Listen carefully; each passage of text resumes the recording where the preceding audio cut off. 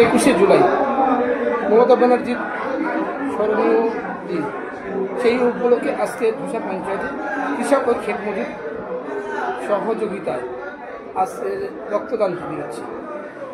আপনি উপস্থিত, ক্ষেত মজুর এবং কৃষকদের উদ্দেশ্যে আপনি কী বার্তা দেবেন? নমস্কার জানাই সবাইকে। দেখুন, কৃষি আমাদের ভিত্তি, শিল্প আমাদের ভবিষ্যৎ। মুখ্যমন্ত্রীর ঐতিহাসিক স্লোগান, সেই লক্ষ্যেই আমাদের বাড়িপুর পূর্ব বিধানসভা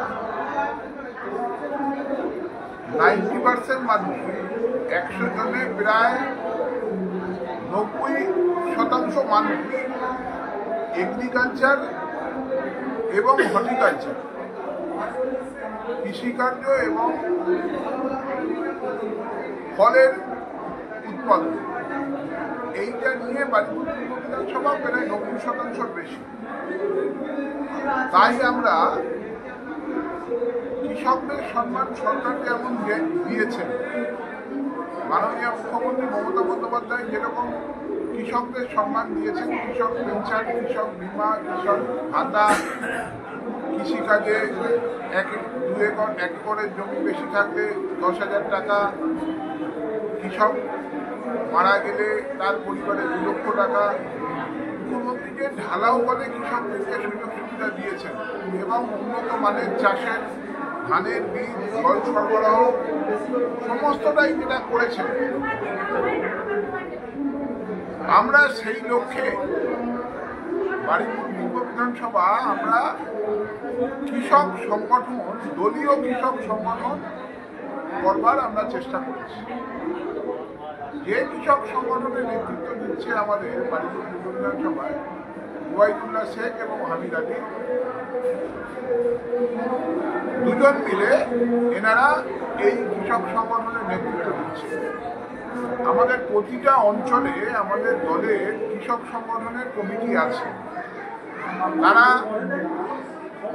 শুধুমাত্র যারা চাষবাস, কৃষিকার্যের সঙ্গে যুক্ত, তাদেরকে নিয়েই আমাদের এই সংগঠন হয়েছে। আগামী দিনে আমরা এই সংগঠনকে আরো বিশেষ গুরুত্ব দিতে চাই। আপনারা জানেন, আমাদের কৃষিমন্ত্রী সৌগতদেব চট্টোপাধ্যায়কে নিয়ে এসে আমরা উত্তরভাগে চাষি সম্মেলন করেছি, চাষি সভা সম্মেলন করেছি। সুতরাং আমরা কৃষকদেরকে সম্মান করি। কৃষক ছাড়া কিছু হবে না, চাষ না হলে মানুষ খেতে পাবে না। সুতরাং চাষি সম্মান প্রদান অনুষ্ঠান আমাদের আরো বেশি করে করতে হবে। চাষিদেরকে আরো বেশি করে সম্মান দিতে হবে, কৃষকদের আরো বেশি করে মর্যাদা দিতে হবে, উৎসাহ দিতে হবে সবাই মিলে। আজকে যেরকম রক্তদান শিবির হচ্ছে, আপনারা দেখছেন যে আমাদের বাড়িপুর বিধানসভা কৃষক সংগঠনের পক্ষ থেকে এখানে প্রায় 300-র বেশি মানুষ রক্ত দেবে। প্রচুর মেলা হচ্ছে, রক্তদান উৎসব হচ্ছে। সুতরাং আমি সবাইকে, যারা আজকে রক্ত দিয়েছেন, আমি সবাইকে আমার নতমস্তকে আপনাদের চরণে প্রণাম জানাই।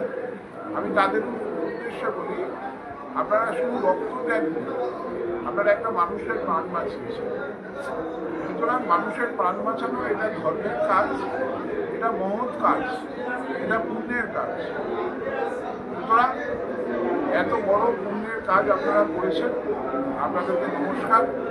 এবং কৃষক সংগঠনের আমাদের বাড়িপুর বিধানসভার তরফ থেকে যারা নেতৃত্ব দিয়ে এত বড় একটা রক্তদান উৎসব করেছে কৃষকদের নিয়ে, আমি তাদেরকেও ধন্যবাদ জানাই যে অনেক বড় অনুষ্ঠান হয়েছে, অনেক ভালো কাজ হয়েছে।